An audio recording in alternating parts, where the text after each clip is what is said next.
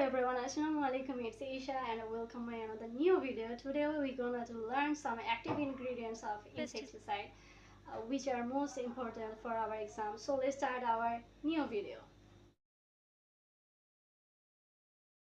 তো প্রথমে আমরা দেখে নিচ্ছি আমাদের যে ইনসেক্টিসাইড আছে সেটা acephate, imidacloprid, chlorpyrifos, dimethoate, cypermethrin, lambda cyhalothrin, abamectin benzoate আর হচ্ছে স্পিনোসাইড। এগুলো হচ্ছে আমাদের ইনসেক্টিসাইডের অ্যাক্টিভ ইনগ্রিডিয়েন্টস।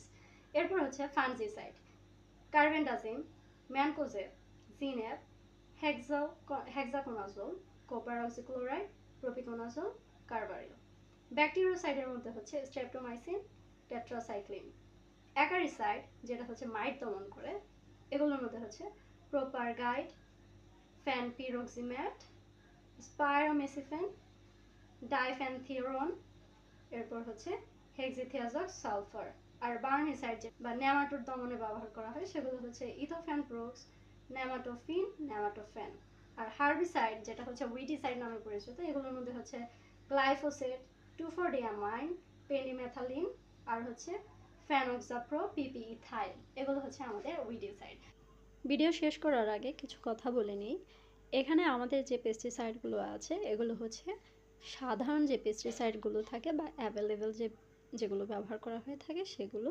তো আমরা এগুলো খাতায় লেখার জন্য মুখস্থ করে নেব। পরবর্তীতে আমরা ফিল্ড পর্যায়ে যখন যাব তখন হচ্ছে এগুলো হাতে কলমে শেখা হয়ে যাবে, আর খাতায় বারবার লিখে এগুলো আমরা মুখস্থ করে নেব।